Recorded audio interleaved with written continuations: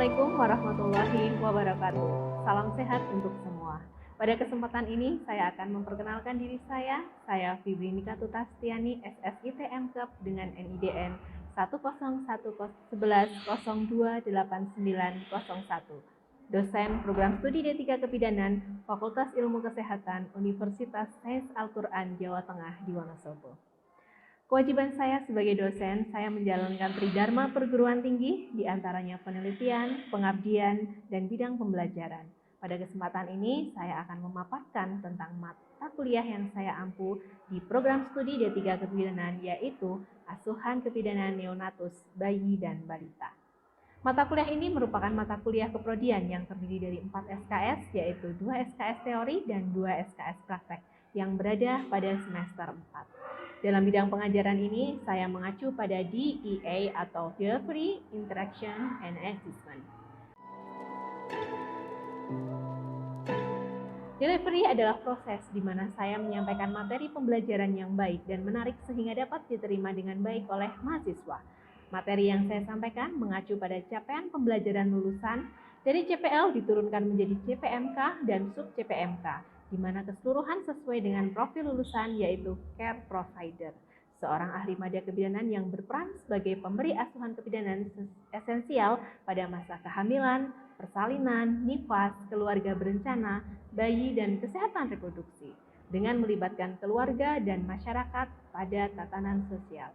Dengan melibatkan keluarga dan masyarakat, kondisi normal sesuai dengan standar dan kode etik profesi pada tatanan pelayanan kesehatan. Dari keseluruhan sub-CPMK dibagi dalam 16 minggu efektif yang terdiri dari 14 kali pertemuan tatap muka pada pembelajaran ditambah dengan ujian tengah semester dan ujian akhir semester. Capaian pembelajaran lulusan ini mencakup 4 aspek, yaitu aspek sikap, pengetahuan, keterampilan umum, dan keterampilan khusus.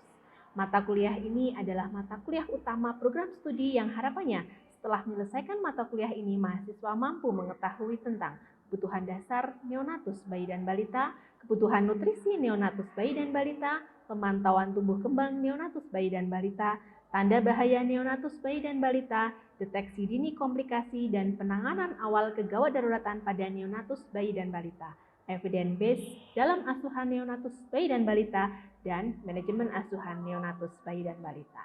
Dalam upaya mendukung pembelajaran di kelas, saya menggunakan beberapa literatur baik dalam bentuk buku maupun jurnal penelitian dan pengabdian yang mendukung materi yang saya bawakan di baik jurnal nasional maupun jurnal internasional.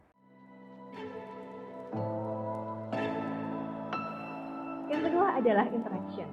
Interaction adalah proses interaksi yang terjalin antara mahasiswa dan dosen guna mencapai capaian pembelajaran.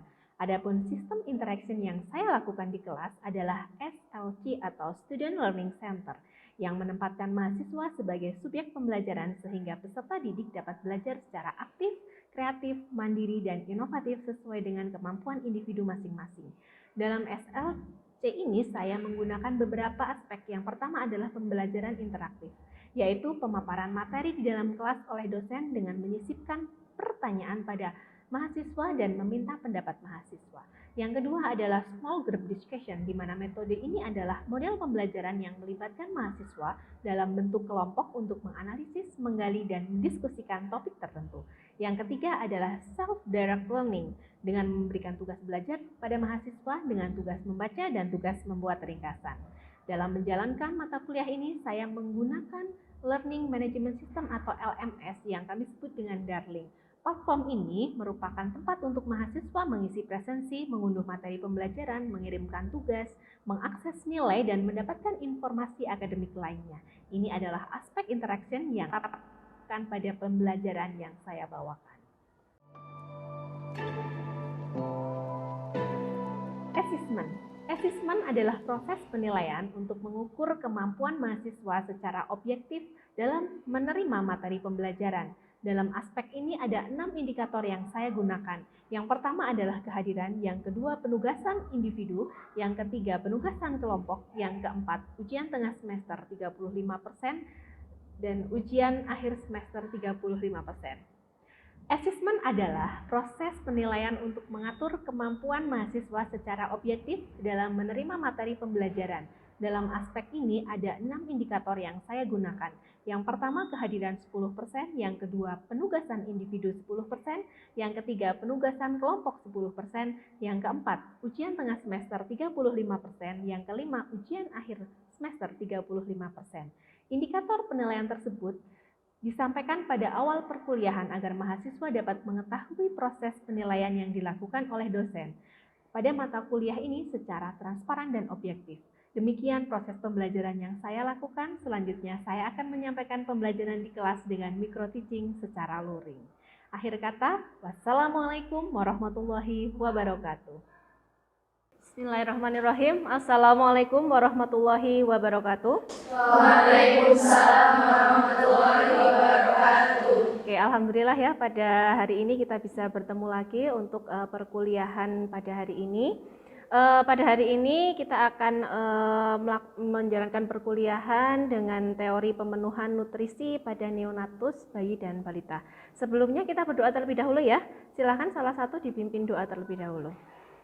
Sebelum pembelajaran dimulai, marilah kita berdoa dahulu. Doa dimulai. Bismillahirrahmanirrahim. Allahumma inna nas'aluka imanan kamilan wa yaqinan shadiqan wa qalban khashi'an wa lisanan dhakiran wa ilman nafi'an wa amalan mutaqabbalan. Allahumma ftah lana futuhal arifina hikmatika wa anshur alaina rahmataka ya dzal jalali wal ikram. Oke, terima kasih. Untuk yang selanjutnya, silahkan absen terlebih dahulu ya di LMS. Saya beri waktu 5 menit, silahkan absen dulu. Kemudian yang selanjutnya, setelah absen, apakah materinya sudah diunduh? Sudah dibaca ya? Ya, sudah dibaca. Oke, nanti setelah sudah dibaca, nanti kita bisa lebih banyak ke diskusi untuk materi yang akan saya sampaikan. Oke, untuk kesempatan pada kali ini gitu ya, kita nanti akan mempelajari tentang pemenuhan nutrisi pada neonatus, bayi dan balita. Sebelumnya saya akan refleksi dulu untuk materi yang kemarin ya. Kemarin kita sudah belajar tentang kebutuhan dasar neonatus. Pas ada yang ingat kebutuhan dasar neonatus itu apa saja? Nutrisi, eliminasi, istirahat. Oh ya, oke, sip. Itu untuk kebutuhan dasar dari neonatus. Untuk pembagian usia nih, masih ada yang ingat nggak? Usia neonatus itu berapa hari? 0 sampai 28 hari. Oh ya, oke. Kalau untuk usia bayi? 0 sampai 12 hari. Ya, kalau untuk balita? Di bawah 3 tahun. Kalau untuk balita? Di bawah 5 tahun. Oke, sip. Jadi masih ingat ya untuk materi yang kemarin ya. Saya lanjutkan untuk materi hari ini diawali dengan kebutuhan dasar neonatus kemarin. Kita masuk ke pemenuhan nutrisi. Pemenuhan nutrisi pada neonatus, bayi dan balita. Oke, untuk kesempatan kali ini nanti saya akan menjelaskan beberapa hal gitu ya. Yang pertama di sini ada pengertian gizi, kemudian di situ juga ada bagaimana sih itu ASI eksklusif, manfaat ASI, lama pemberian, frekuensi, kemudian tahapan pemberian, dampak pemberian dan kebutuhan bayi ini usia dari 0 sampai 24 serta kebutuhan bayi pada anak usia prasekolah. Nah, di sini dari kita belajar dulu tentang pengertian gizi ya. Gizi itu kan berasal dari bahasa Arab, giziwa gitu. Yang berarti itu pemberian zat makanan kepada sel dan jaringan tubuh sehingga memberikan pertumbuhan yang normal dan sehat. Kita kan berharap kita kalau bayi itu kan kita kasih makanan nutrisi yang baik agar bayi itu bisa sehat gitu kan ya. Nah ini juga disampaikan oleh Suprainasa gini bahwa gizi itu adalah proses organisme menggunakan makanan melalui proses digesti, transportasi. Kemarin masih ingat di anatomi ya, kita sudah belajar bagaimana itu digesti, transportasi, kemudian absorpsi, itulah di sistem pencernaan kita. Nah Untuk pengertian pada bayi itu kan dalam memberikan nutrisi itu diawali dengan pemberian ASI gitu ya. Ketika kita diberikan susu ibu gitu kan. Ibu kan berarti manusia ya. Susu manusia untuk manusia gitu ya. Susu sapi untuk sapi. Jadi memang air susu ibu itu adalah air susu yang baik dan sempurna untuk kita. Manfaatnya itu untuk siapa saja? Bisa untuk bayi, bisa untuk keluarga, atau bisa untuk ibu, karena manfaatnya banyak dan paling sempurna untuk bayi.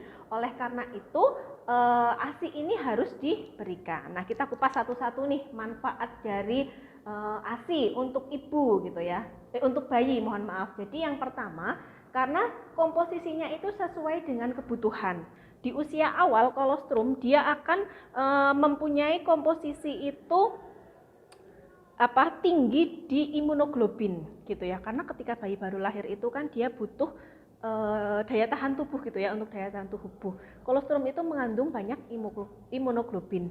Kemudian ketika di usia 3 hari dia akan berubah komposisinya, dia akan lebih banyak enzimnya sehingga dia itu akan mempermudah mencerna.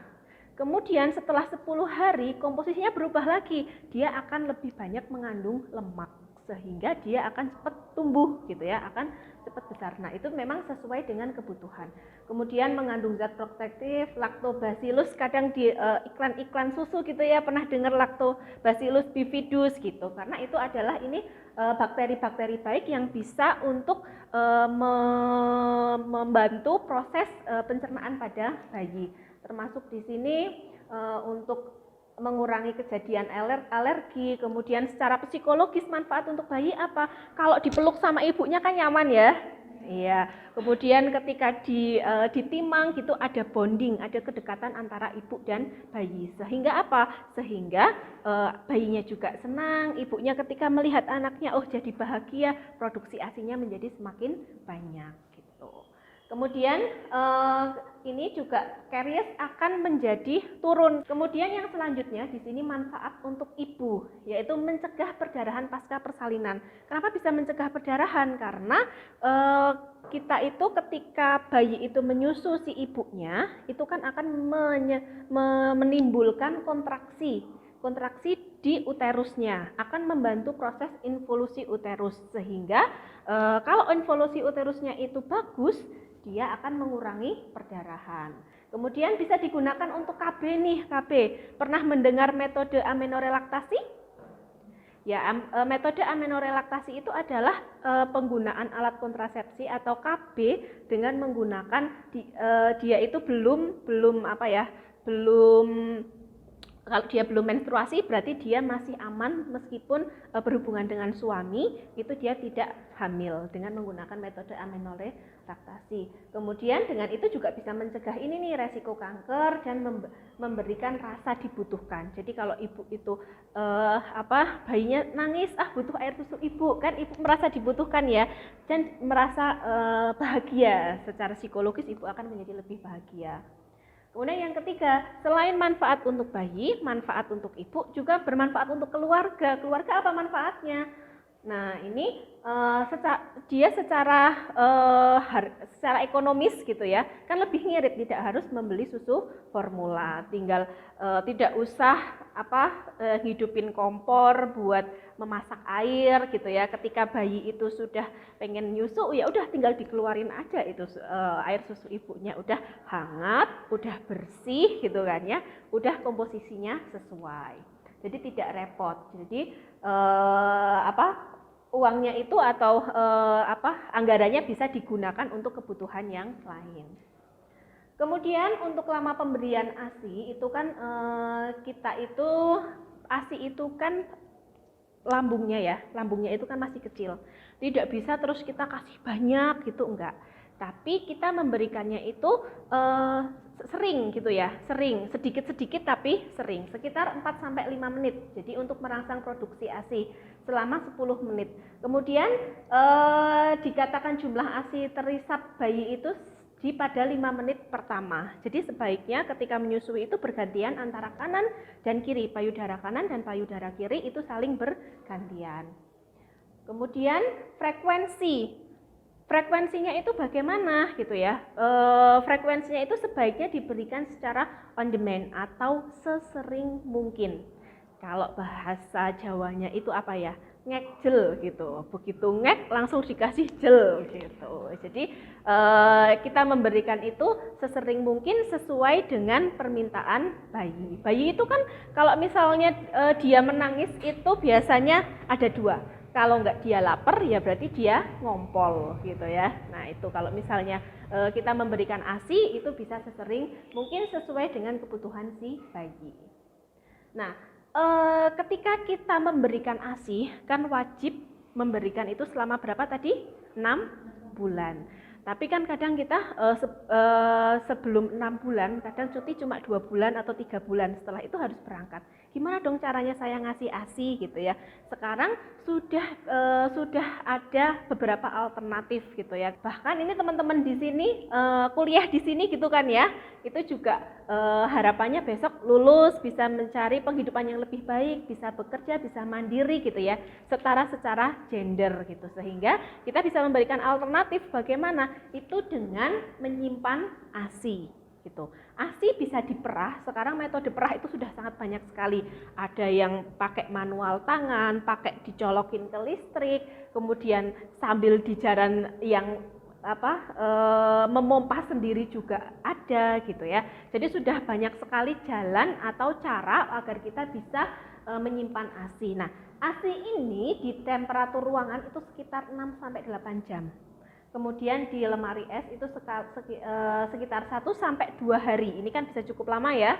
Kemudian yang di freezer dalam keadaan beku itu bisa 2 minggu sampai 4 bulan. Jadi kita bisa memerah banyak-banyak, kemudian disimpan di freezer. Ketika kita ngambilnya itu biasanya kan ini kita kasih label nih, kita merahnya tanggal berapa gitu. Jadi kita ngambil yang dulu terlebih dahulu, yang paling baru ditaruh di belakang gitu. Jadi itu alternatif bagaimana cara kita menyimpan ASI. Nah, ini untuk tahapan pemberian makanan pendamping ASI. ASI itu kan tadi sampai berapa bulan, Mbak? 6 bulan ya. ASI kita berikan sampai usia 6 bulan. Setelah 6 bulan kita berikan MPASI. Apa itu MPASI? Makanan pendamping ASI. Nah, MPASI itu kita mulai nih di 0 sampai 6 bulan kita akan berikan ASI. 6 sampai 8 bulan ASI dan makanan lumat. Kemudian di 9 sampai 11 bulan itu adalah makanan lembik. Kemudian ini di 12 sampai 24 bulan itu makanan keluarga. Kalau sudah lebih dari 1 tahun itu sudah sama makanan bayi dengan makanan kita gitu ya, sudah sama.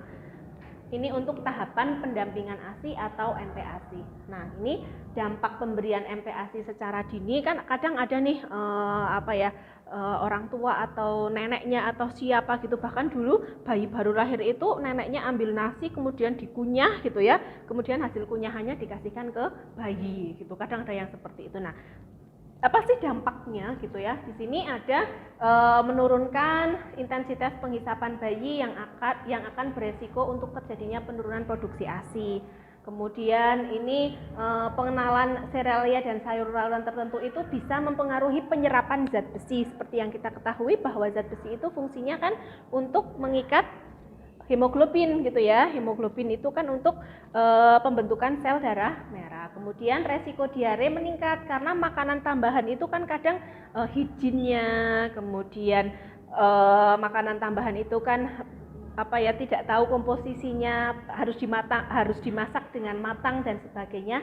Nah, itu bisa menyebabkan resiko diare. Kemudian kebutuhan gizi atau nutrisi anak tidak terpenuhi juga bisa. Kemudian anak tidak mendapat faktor pelindung ASI sehingga resiko infeksi itu menjadi meningkat. Seperti yang kita ketahui bahwa tadi kan komposisi ASI itu akan berubah seiring berjalannya hari. Di 0 sampai 3 hari, 3 sampai 10 hari, lebih dari 10 hari. Nah, kalau misalnya terlalu awal kita berikan makanan pendamping ASI, nah imunoglobinnya itu tidak penuh dia dapatkan karena dari MPASI itu merusak komposisi dari pemenuhan nutrisi dari ASI. Kemudian bisa juga menyebabkan kolik usus. Tahu kolik usus, perutnya jadi sakit karena ususnya itu belum sempurna, tapi sudah diberikan makanan yang lain. Gitu. Nah, kemudian untuk kebutuhan nutrisi bayi di usia 0 sampai 6 bulan, di sini nanti bisa dibaca ya bahwa bayi hanya diberikan ASI saja. Ini ada kolostrum, kemudian susui sesering mungkin, kemudian bayi itu tidur lebih dari 3 jam. Jadi kalau misalnya anaknya tidur terus nih gitu ya, karena ciri-ciri anak yang hiperbilirubin, tahu hiperbilirubin kuning ya, pada bayi-bayi yang kuning, dia akan cenderung tidur terus gitu. Padahal kalau tidak dibangunkan, ya udah dia akan jadi tambah kuning gitu. Jadi kalau misalnya bayi itu lebih dari 3 jam tidak bangun, bangunin nih, dek bangun-bangun ayo nyusu gitu. Jadi itu harus dipenuhi. Susui sampai payudara kosong lalu pindah. Jadi jangan nyusuin itu enaknya kan di sebelah kiri. Wah, nyusuin sebelah kiri terus akhirnya yang kanan itu tidak keluar gitu. Kemudian payudaranya besar satu gitu. Karena prinsipnya kan semakin sering disusukan itu produksinya akan semakin banyak gitu. Susui dalam kondisi yang menyenangkan, nyaman. Jadi semakin ibu itu stres, gimana nih saya nggak bisa nyusu gitu, semakin ASINya nggak bisa keluar. Jadi ibu harus mensugesti diri dulu gitu ya. Kemudian dalam keadaan bahagia, dia baru menyusui ke bayinya. Agar apa? Bahagianya itu bisa nyetrum gitu ya. Bahagia itu bisa menular nggak? Bisa gitu. Kemudian dukungan suami dan keluarga penting dalam keberhasilan ASI eksklusif karena ibu postpartum itu sangat rentan gitu ya. Di situ ada depresi postpartum, postpartum blues, pernah dengar ya? Ya, ibu-ibu yang habis melahirkan gitu, ada yang mau membunuh bayinya gitu ya. Nah, itu karena ada depresi postpartum yang kurang dukungan dari keluarga. Nah, kita sebagai tenaga kesehatan terutama bidan itu bisa mensupport di sana gitu ya, mensupport, mengedukasi. Kalau misalnya lagi kunjungan, kita juga mengedukasi ke bapaknya, Pak ini ibunya dibantuin ya, nanti pada saat misalnya ibunya menyusui ya udah diambilin minum gitu misalnya. Nah, itu sebuah dukungan dari suami dan keluarga. Kemudian di usia 6 sampai 8 bulan berarti dia sudah masuk ke MP ASI atau makanan penambah ASI. Itu bisa kita tambahkan padat energi, protein dan zat mikro, tidak berbumbu tajam. Jadi kalau untuk bayi itu jangan langsung banyak gula, banyak garam gitu. Padahal bahkan sekarang juga sudah banyak brand-brand garam ya, garam untuk bayi gitu kan, ada sendiri garam Inggris gitu kan, ada yang pernah dengar. Kemudian mudah ditelan, disukai banyak, kemudian diberikan secara bertahap gitu. Nah, ini untuk 6 sampai 8 bulan itu ada makanan lumat, kemudian berapa kali sehari itu 2 sampai 3 kali. Jadi jangan begitu kasih MPASI pertama kali makan karena dia itu antusias banget gitu ya, dikasih 10 kali sehari, ya jangan gitu. Awal itu cuma dikasih 2 sampai 3 kali. Kemudian secara bertahap gitu ya, secara bertahap ini sekitar 125 ml. Karena yang pertama itu makanan bubur, tapi bentuknya masih cair seperti susu gitu, cuma itu bubur gitu ya. Kemudian di usia 9 sampai 11 bulan di sini MPASI-nya itu bisa ke bubur nasi, bubur tim atau nasi lembek gitu. Nah, ini untuk bentuk makanannya ini mudah ditelan, kemudian pemberian ASI itu diberikan makanan selingan boleh. Jadi kalau misalnya dia antusias banget nih makan, seneng banget tuh kayaknya gitu, tetap 3 kali sehari, tapi kita boleh kasih selingan buah gitu, buah jadi agar nutrisinya terpenuhi. Kadang buah pun tidak usah yang kalau misalnya secara ekonomi tidak mampu kan bisa pepaya gitu kan ya, itu kan murah, meriah, bergizi lagi gitu. Terus membantu melancarkan pencernaan. Kemudian ini sekitar setengah gelas atau sekitar 125 ml. Kemudian ini juga bisa komposisinya, bisa makanan pokok, hewani, nabati, kemudian sayur-sayuran dan makanan selingannya bisa bubur kacang hijau, biskuit yang disukai oleh bayi, kemudian kue tradisional gitu ya, tapi jangan ciki-cikian gitu.